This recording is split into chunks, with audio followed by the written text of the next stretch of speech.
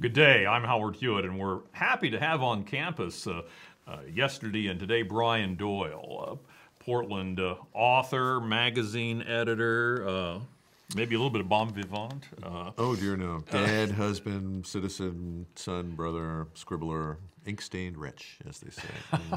Well, we want to talk about a book published in 2006, The Grail, or I guess Brian does have a thing for long titles. The name of the book is actually, and I have to read it, A Year Ambling and Shambling Through an Oregon Vineyard in Pursuit of the Best Pinot Noir Wine in the Whole Wide World. And you did a little session on campus yesterday. Tell us a little bit about how The Grail came about. It started, it was one of those wonderfully serendipitous accidents. I started just as an article for a magazine. I write pieces for Gourmet magazine in the old days before Gourmet disappeared.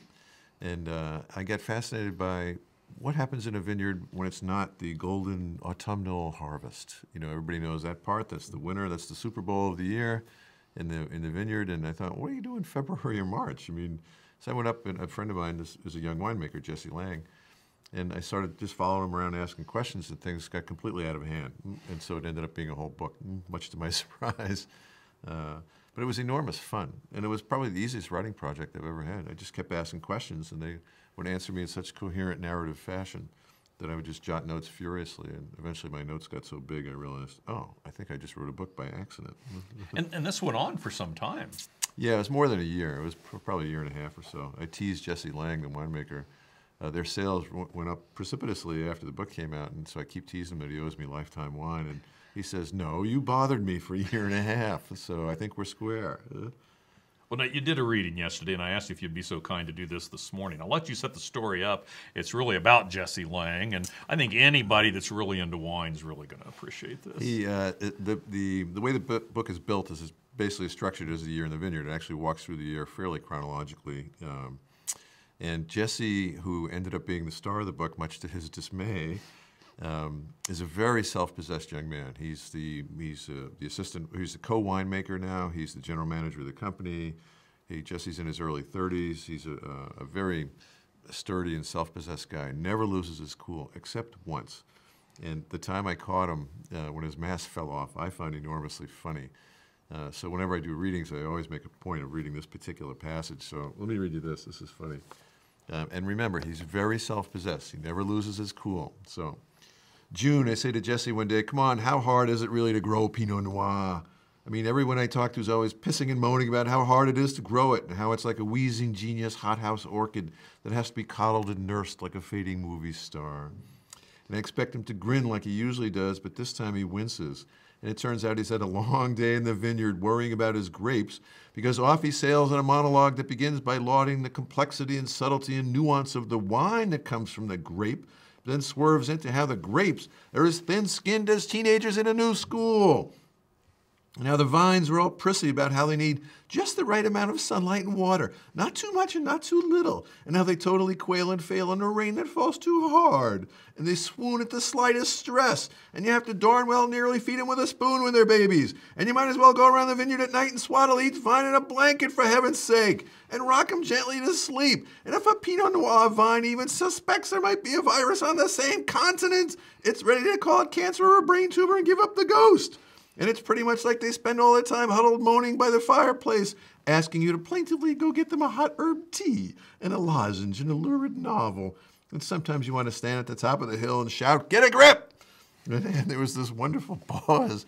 He finishes this rant, and he looks at me, realizing that he's suddenly just completely lost his cool, which he's never done. And I'm staring at him thinking, oh my heavens, I've just seen his mask fall right on the floor. And I said to him, are you okay? And he said, yeah, kind of recovering his equilibrium. Yeah, it's just been a long day in the vineyard. And what's a good word for Pinot Noir vines, Brian? Fussy! That's what was wept with laughter, you know. And so whenever I do a reading, especially one time I did a reading and he actually slouched into the room, in the back of the room, and I immediately dropped what I was reading and read this passage just to kind of wave at him, you know. I love it. He hates when I read that, which I find entertaining, of course, in the way of men. I bet.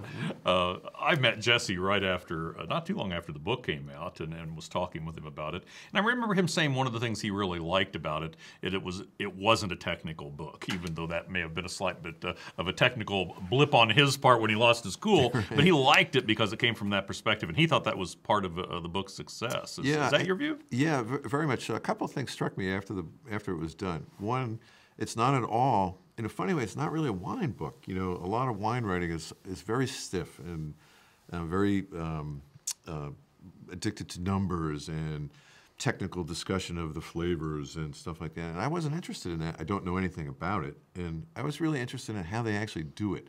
It's farming and repair of farm equipment and building fences and keeping the birds away when they swoop in at the very last second to scoop up the crop. And there's a lot of laughter and there's a lot of yelling, and it just was fascinating. A lot of mud and wasps.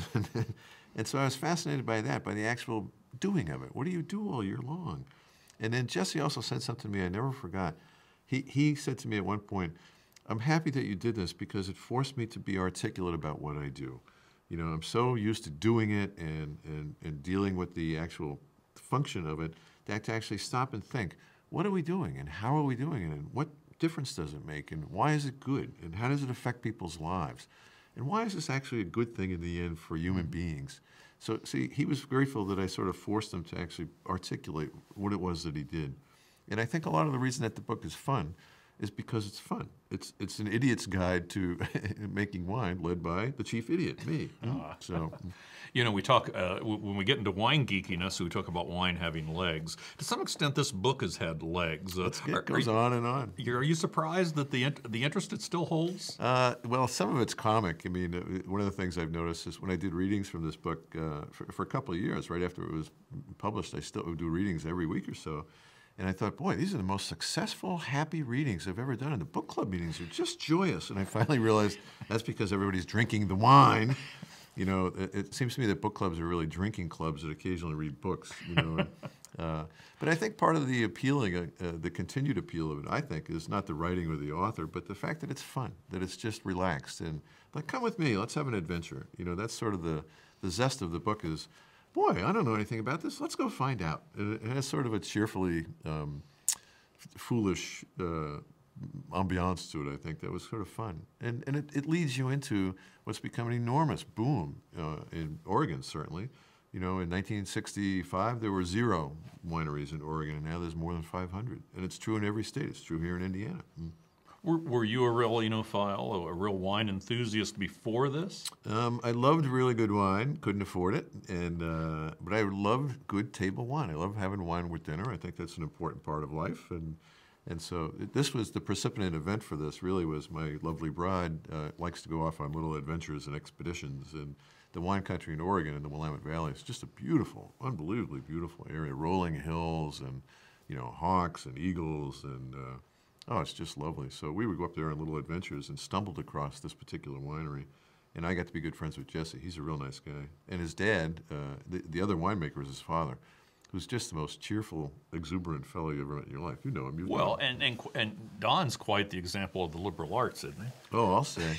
He's a fascinating story. He was a star quarterback in Iowa in high school, and then went out to California and was a folk singer, was a fairly famous folk singer. As he says, could you spend, what could make you less money than being a folk singer and then starting a winery, okay?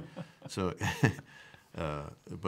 he ended up working in a winery just to make some money. He had no money. And so he told me that's how he got into the whole business. He got fascinated by how do you actually make wine, because he was actually laboring in the vineyard, fascinating guy.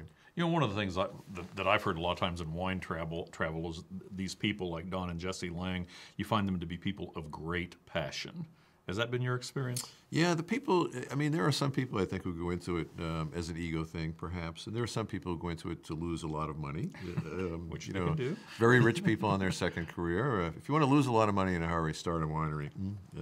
But a lot of people, it seems to me, they just love what they do. And in a funny way, they don't love it for the money, and they don't love it for any kind of buzz or glamour that comes with wine. I think they actually like making something that gives people a friendly, cheerful, additional flavor to life. You know, another thing that Jesse said to me, I never forgot.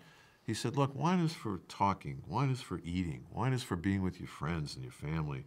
You know, wine is for being with other people. You know, to just taste wine is interesting, but that's not what it's for. It's for sitting down with people that you like." And I never forgot that. I always thought, you know, and of course it's mentioned in the Bible, for heaven's sake, wine maketh merry the heart of man, you know. And you forget, Jesus was a winemaker. He made 20, 30 big jars of wine, as it says in the Gospel of St. John, you know. I've always thought, what kind of wines did he make? You know, did he make a Pinot Noir? And what was the score? It was a miracle. I don't know if you've been asked this in your visit here. You write on a lot of different topics. You've gone a lot of different directions with your writing career. Is wine something you'll ever return to? Probably not. Probably not. I was visiting a school recently. The kid said, "Could you explain your career?" Which is a question you should never answer, you know. And I said, "Well, it's mostly like serial obsession, as far as I can tell. A series of neurotic curiosities, one after another." So wine was for a while. I am fascinated by people, I think, in the end. You know, another kid said to me, "Are you a nature writer?" And my answer, sometimes the right answer pops out without you thinking, you know. And I said, "No, it's more I'm a nature writer, I think, a human nature writer. I'm fascinated by people. How do they do their thing, their craft?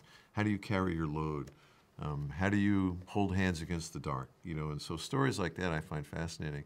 You know, this was a hard job that they do, but they do it with grace and humor, and I found that the most cheerful thing of all is, I think the reason that kept me going all through this project, which wasn't difficult anyway, was that their humor. I thought they approached things with a certain cheerful, raggy, shaggy panache that I really enjoyed. It was fun. Well, they're fun. They are fun people. Anyone who gets the chance to And get the to wine the is done good. deal. And the wine's very good. It was a great research project, Howard.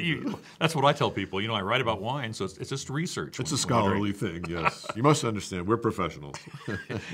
It is called The Grail. The author is Brian Doyle. You can go online, find it available through really a number of sources. And it's third printing, so it's done well for you. And it's a great read. And as you can tell, only by sitting here chatting, Brian's a very literary kind of guy, and it's marvelously well written, as well as his other works. So look for him. It's The Grail. Thank Brian for joining us. Oh, it was a pleasure. I'm Howard Hewitt. Thank you. See ya.